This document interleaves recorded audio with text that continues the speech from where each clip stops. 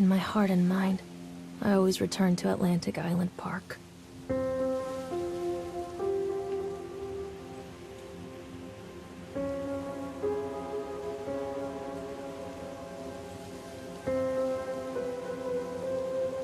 Where's Mr. Bear? I haven't seen Mr. Bear, Callum.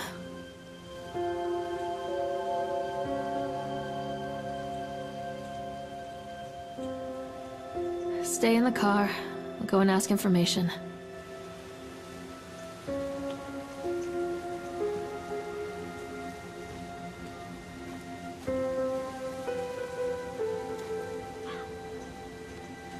Attention, patrons. The park is now closed.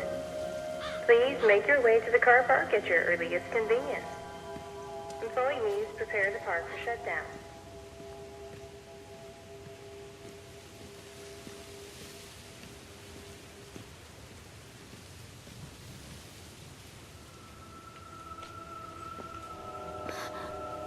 What?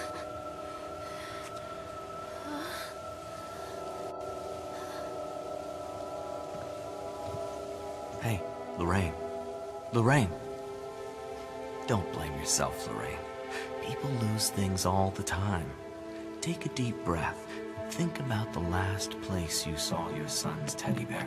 Hey, stop! I think your boy just ran into the park. I'll unlock the gates for you.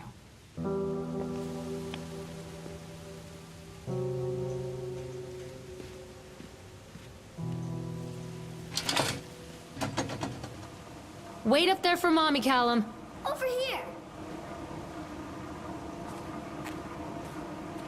There's something special about the entrance to an amusement park. A line drawn between the real world and the world of whimsy within. On this side, the apathy of our everyday lives. And on the other, anything we might dare to dream. It's no wonder Callum ran back inside. I wouldn't want to leave either. Attention employees, the park is now closed. Have a safe journey home.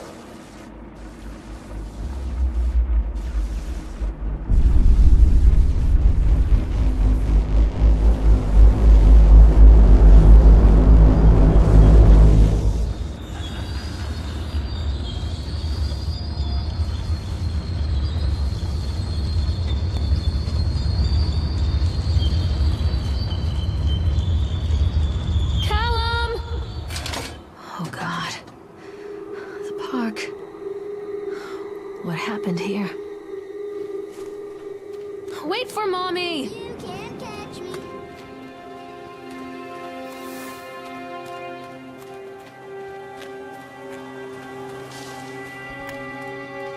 Come to Mommy, Callum.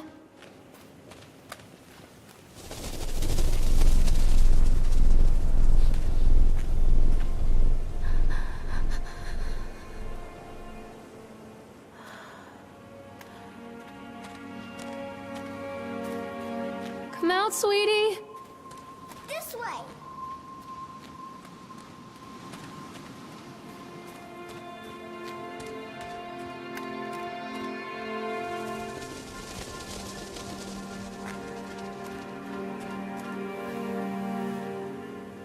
I think this belongs to Callum.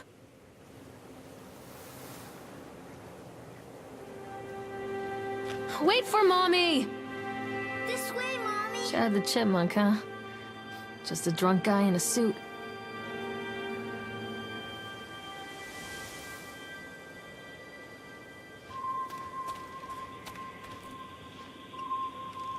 What is this about?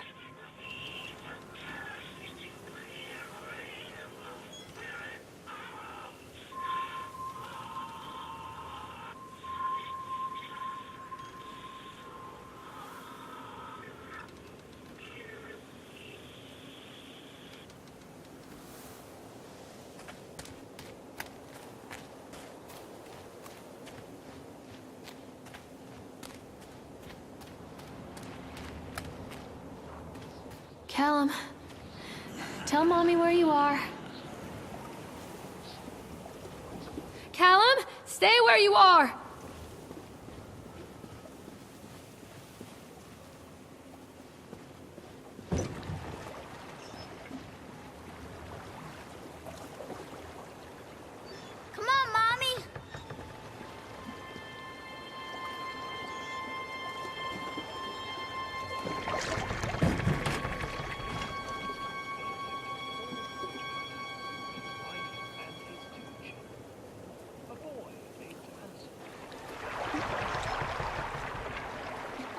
Callum?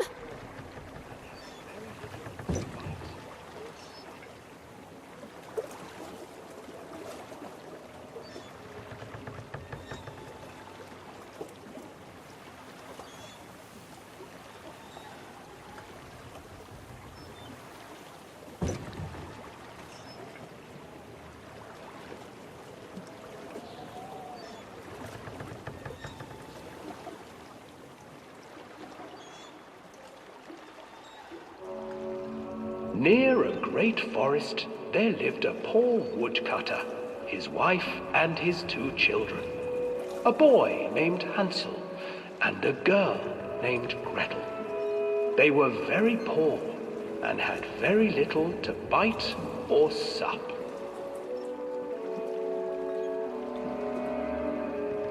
"What will become of us?"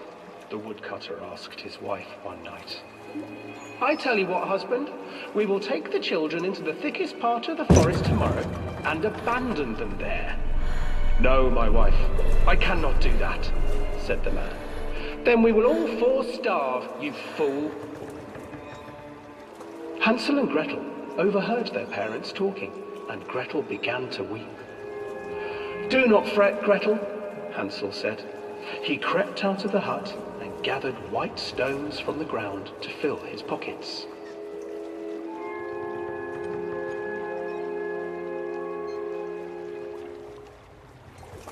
The next morning, the woodcutter leads the children into the forest. Before they leave, their mother gives them a slice of bread and warns them that they will get no more food that day. Clever Hansel leaves a trail of white stones behind them as they pass into the woods. When their father leaves them, the children wait a while, then follow the trail back to their parents' house. After receiving a thorough scolding from their parents for getting lost in the woods, the children are sent to bed without any supper. Hansel tried to sneak out and collect more white stones, but found that the door was locked. "Tomorrow I will take them into the woods myself," the wife told the woodcutter. In the morning, their mother gave them a slice of bread and led them deep into the forest once again.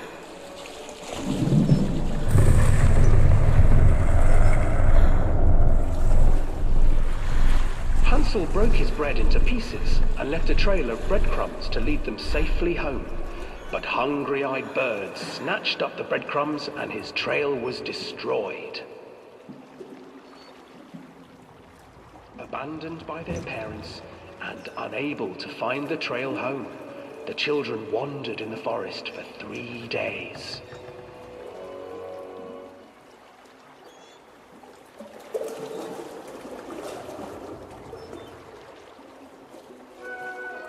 The children stumbled into a clearing with an exceedingly strange house.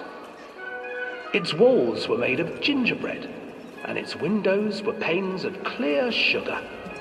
Hansel, desperately hungry, ran forward and began to nibble on the walls.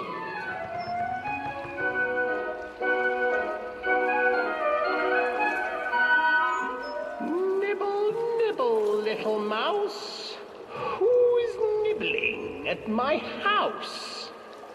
An old woman emerged from the house, sniffing the air and peering around with cloudy eyes. "Oh, you dear children, who brought you here? Just come in and stay with me. No harm will come to you." But Hansel and Gretel stayed back, for the old woman reminded them of their cruel mother. "Come, children, don't be afraid. I have something for you." The old woman offered them 2 enormous lollipops. The children took them and began to eat. "You see, nothing to fear here. Come inside," the old woman urged, and the children, still licking their sweets, followed.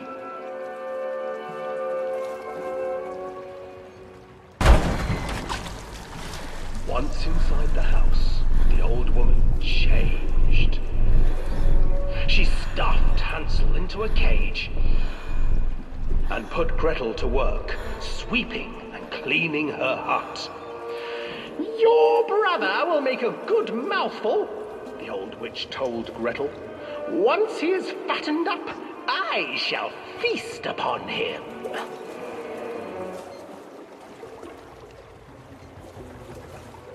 Time passed, and poor Hansel refused to eat, fearing the day that the witch would eat him. The witch, for her part, grew impatient. "Today I will cook and eat your brother, Gretel. Climb inside and light the oven." But Gretel pretended not to understand. I do not know how. Where is the opening?" "Fool," the old witch said. "The opening is here." And she moved to show Gretel. Seizing her courage, brave Gretel gave the witch a shove, and the old crone tumbled forward into the oven. Gretel slid a large iron bolt over the door to the oven. Gretel freed her brother Hansel, and together they lit a fire beneath the oven. And though she screamed and begged, the children sat by the oven until her screams had stilled, and the witch was cooked. And then, because even children can't survive on sweets, they divided up the body of the old witch and ate her.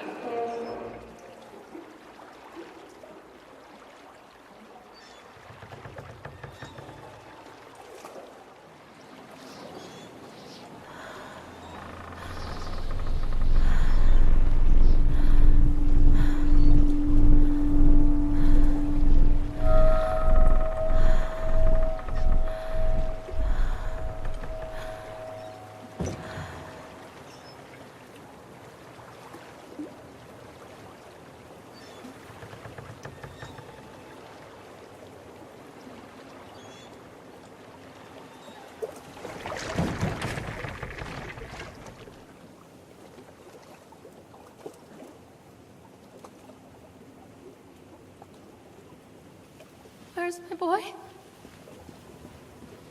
This way, Mommy. Hansel and Gretel. I used to read it to Callum when the electricity was shut off. Those poor children. The whole world against them. The forest, the birds, the old witch, even their own parents. I used to imagine that Callum and I were the kids in that story. Not mother and son, but brother and sister, hand in hand against the unkind world. We were always hungry, looking for our own house made of candy, looking for the sweetness that could take the pain away. Hunger leads people to desperate, terrible places where the tree branches reach like claws.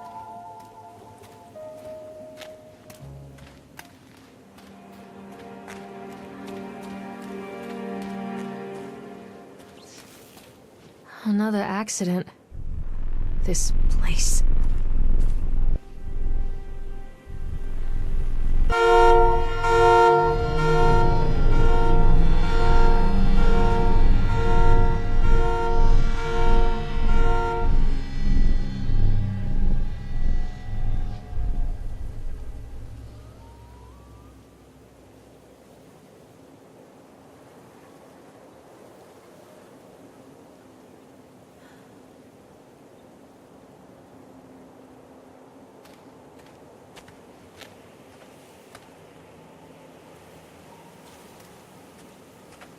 Stay where you are!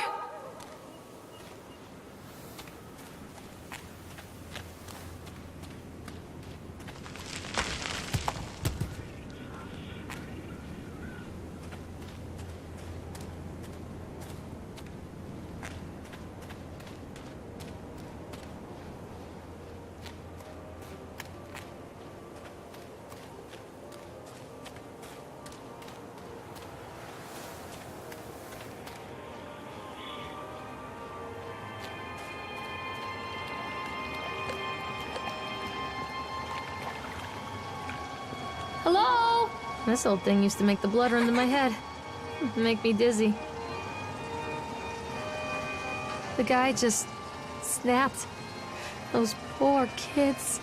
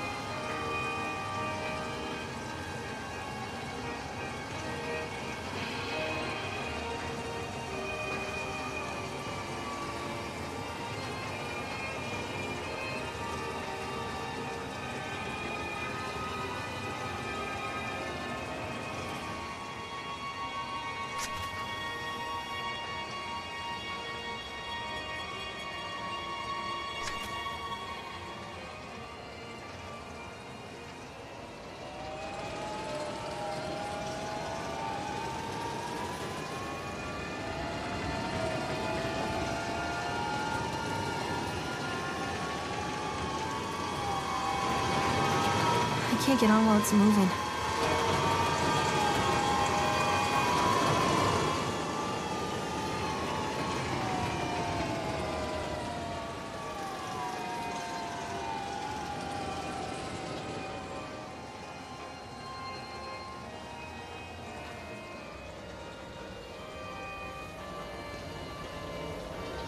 I can't get on while it's moving.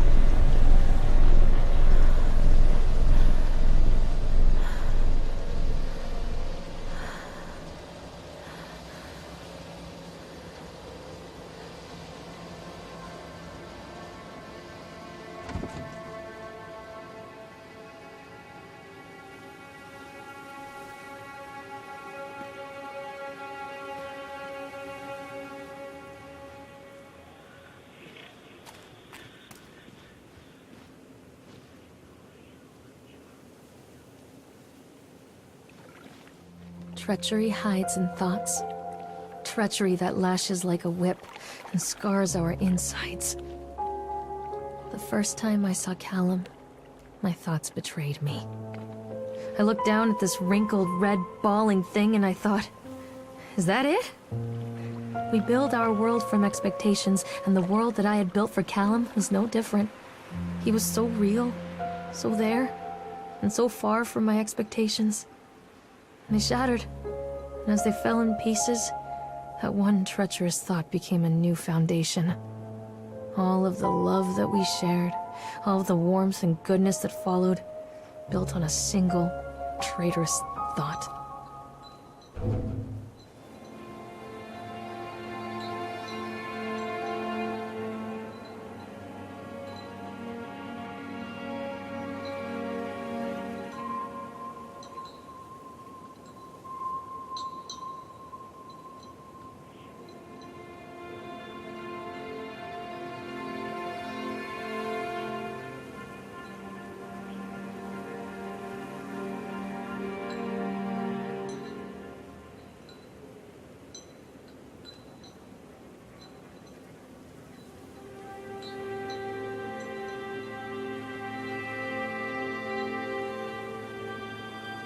Mommy needs to see you, Callum.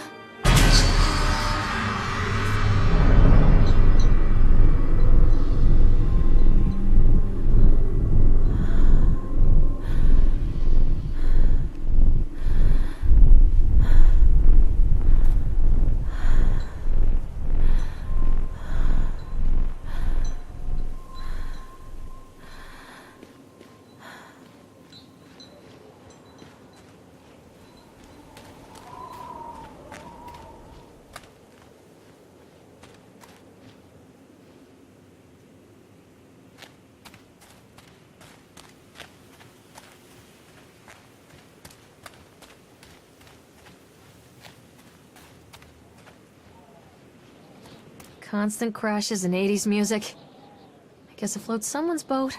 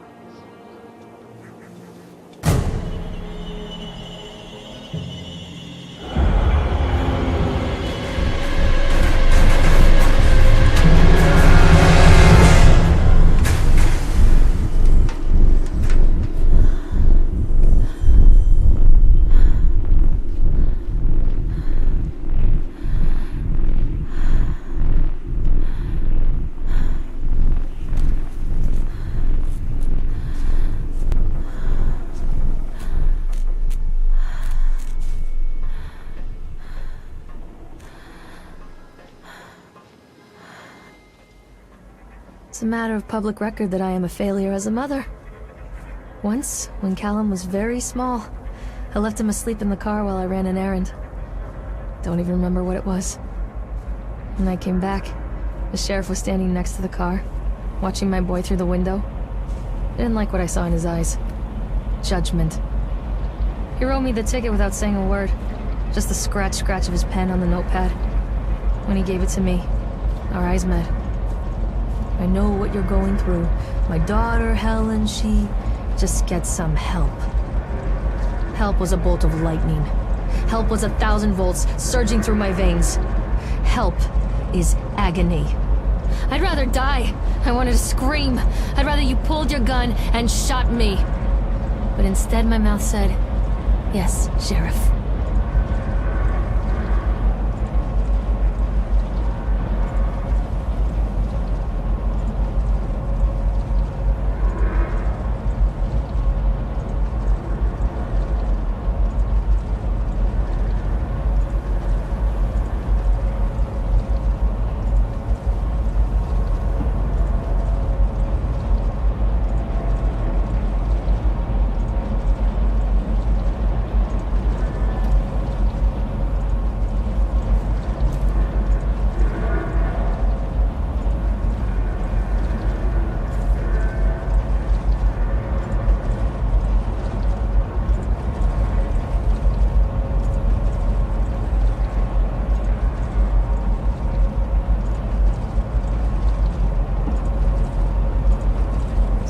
going to close this place down. Doesn't surprise me.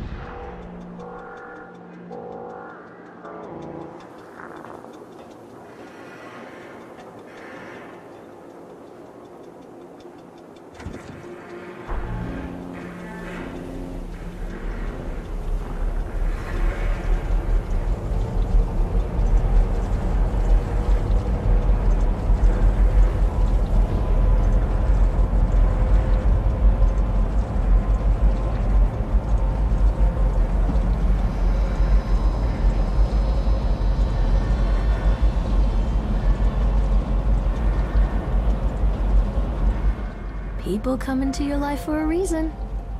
Dad used to say that before Mom ran off. After that, he mostly just drank.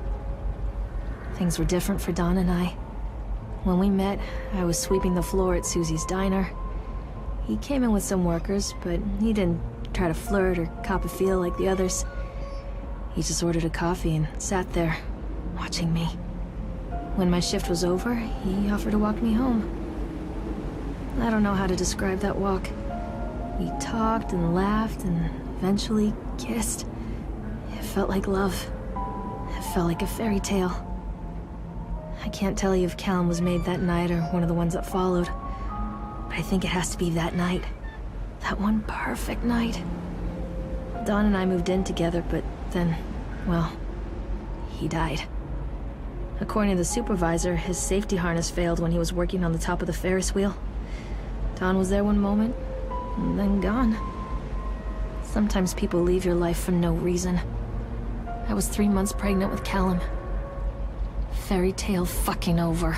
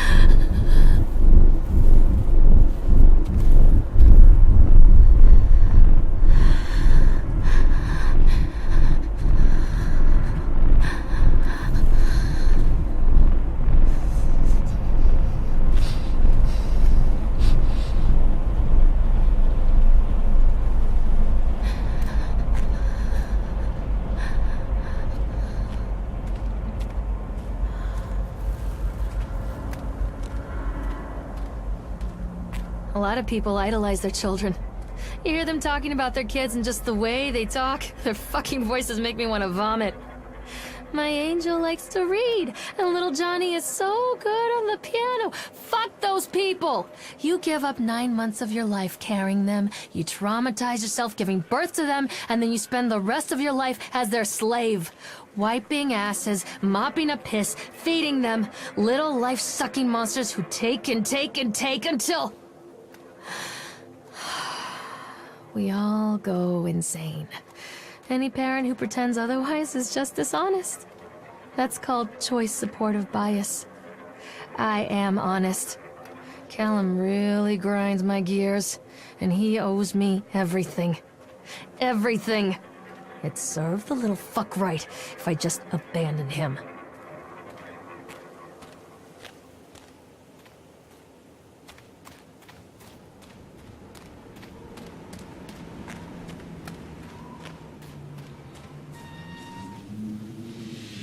I always wanted to ride this one.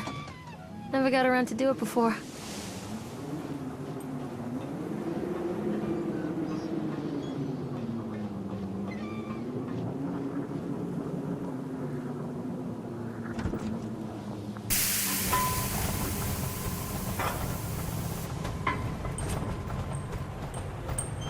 What do you want? We need to talk about Callum. What do you mean? What have you done to him? That's insulting. You and your boy are everything that this place doesn't want. The antithesis of what we stand for. Where is Callum? The poor child. He tried so hard to do what he was taught. He even left you a trail of breadcrumbs. But the park is just so hungry. Tell me where my son is. The witch has him now. Has both of you. No happy ending here, I'm afraid. Just leave me alone. Fool. You always were.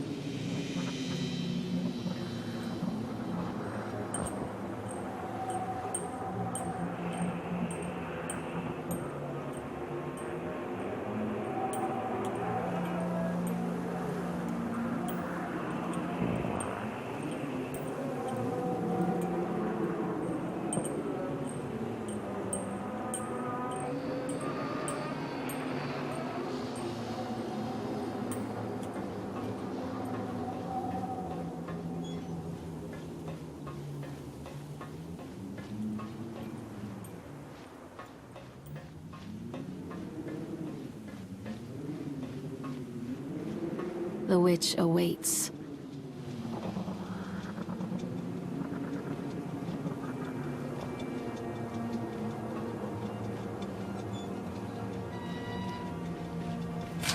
Callum has bruises on his arms, finger marks. Someone has been hurting him! I've asked him, demanded really, to know where he got the marks. But he doesn't want to answer me. Something has scared him into silence. He doesn't dare talk. He's been changing too. Something sinister lurks in the darkness behind his eyes. I catch him staring at me at odd moments. In the night, he tosses and turns and cries out words that I cannot understand. When I try to soothe him, he snaps and bites at my fingers. I think he wants to talk to me. I think he wants to tell me. They are watching him every minute of every day. They are whispering to him in his sleep, changing him. They are taking my baby away from me. I can save him. And there will be pain. But I love him, and in the end, you will understand why. The whole town was shocked by that one. Never found out who did it.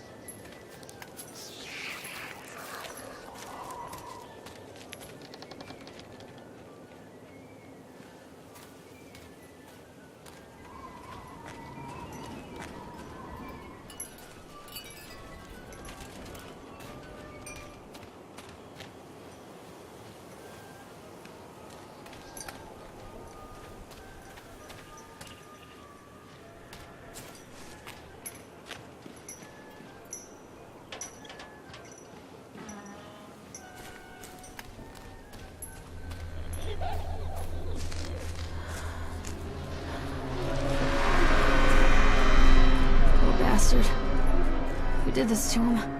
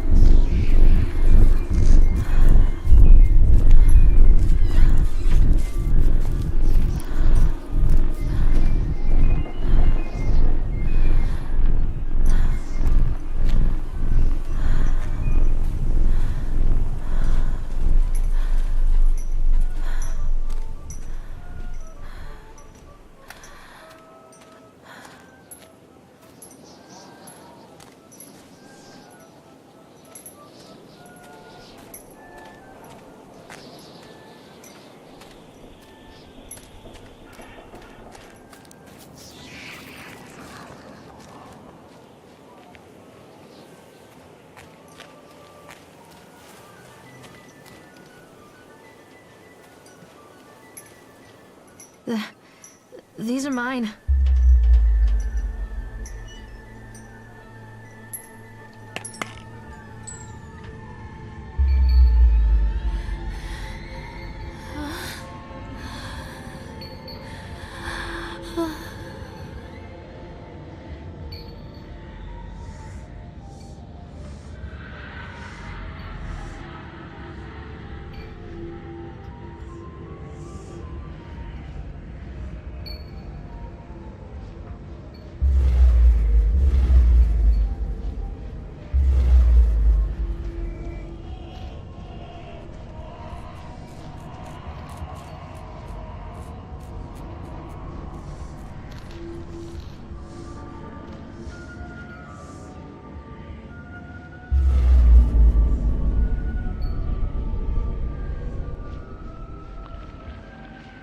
Don't touch me!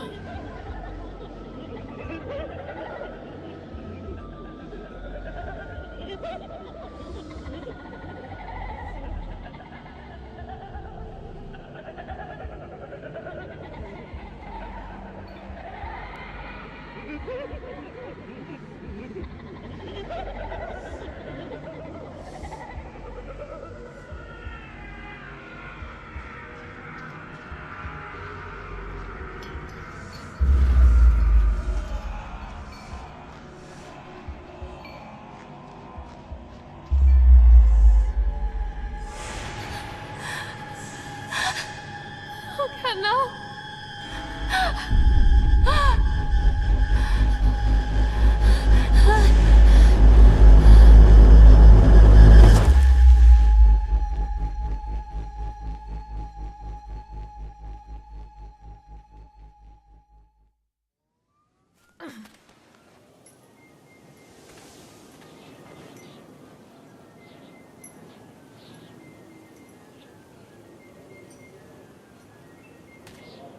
The park is a collage of contradictions all of its own. Millions of people die every year in car crashes, and the park has little cars designed specifically to simulate that action. Hear the children scream with joy. In the sideshow alley, you can walk away with 15 cents worth of mass-produced Chinese teddy bears while a grinning carny pockets your hard-earned $5. What secrets lie beneath the sullen waters of the lake? The tears of jilted lovers, the soiled condoms of illicit affairs, the clotted blood of the lonely suicide. And the face of the witch looms over it all. I've always despised her toothy grin and warty nose. I hate that sparkle in her weathered, watchful eyes. I think Callum is waiting for me. Inside.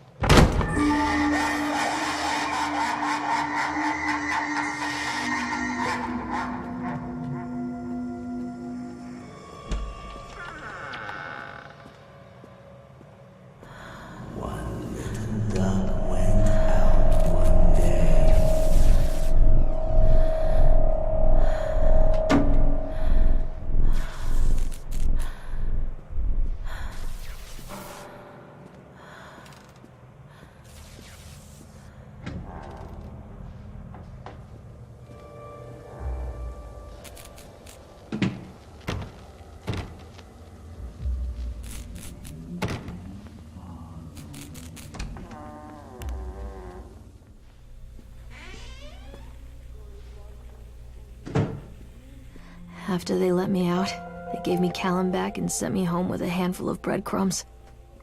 Home, bittersweet home. I barely recognized it. Where there had been color and light, there were shadows and regrets. Where there had been warmth, there was a bone-deep coldness that never went away. I tried my hardest to keep the ghosts at bay. Don, watching from the dusty corners while I tried to teach his son to read. My father, coldly assessing me and finding me lacking. I devoted myself to Callum and did the things that they told me. It will get better, they said. Every day will be a little better than the last. I'm in the woods now, lost and afraid. Things never got any better.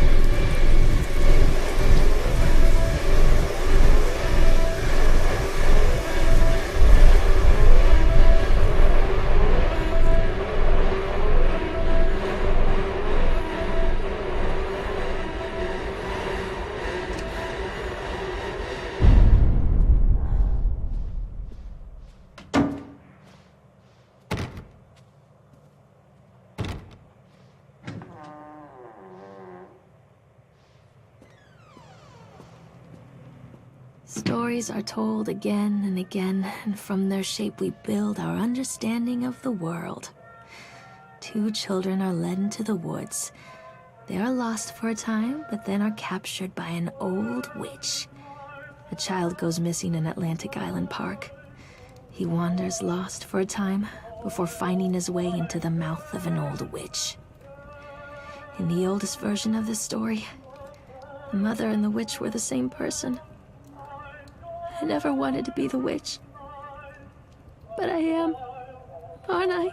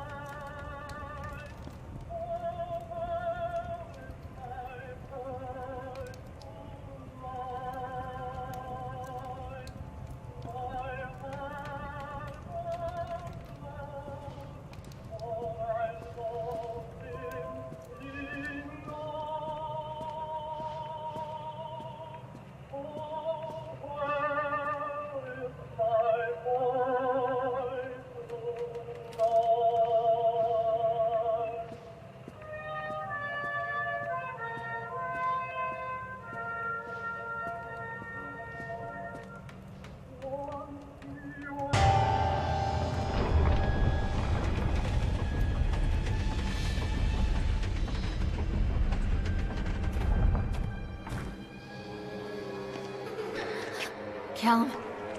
Callum!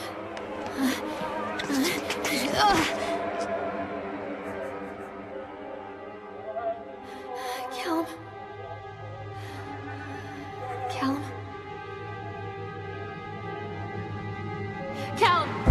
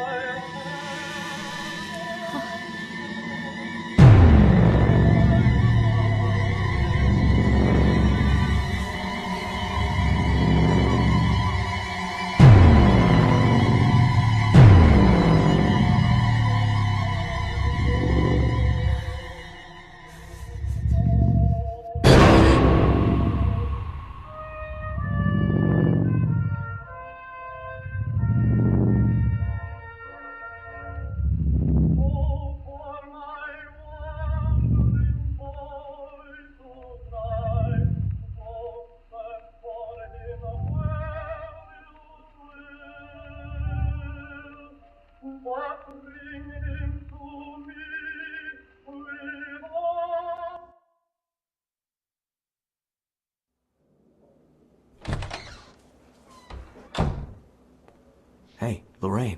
Lorraine. Don't blame yourself, Lorraine. People lose things all the time.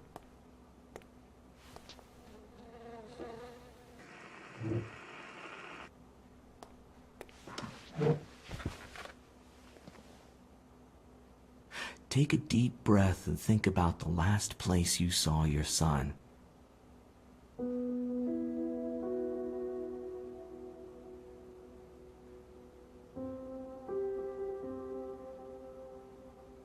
In my heart and mind, I always return to Atlantic Island Park.